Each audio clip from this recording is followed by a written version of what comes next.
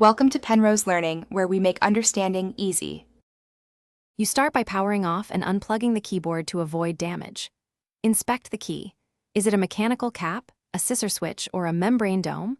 Once identified, position a flat pry tool or thin plastic card at the key edge and gently lever upward. This reduces stress on the retainer. For larger keys, support opposite side with a finger. Make sure to note orientation and keep clips visible so you know how the keycap and retainer align for reading. You should lift evenly so the retainer doesn't bend. Start at one corner and ease up across the cap.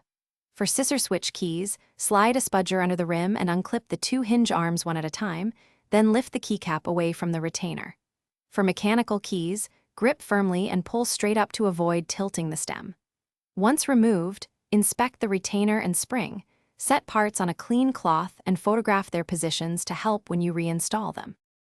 You clean underneath with compressed air and a lint-free swab dipped in 70% isopropyl to remove grime. Let parts dry.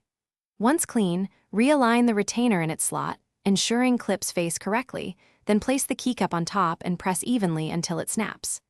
Test key travel and feel. If it sticks or wobbles, reopen and check retainer orientation or clip damage.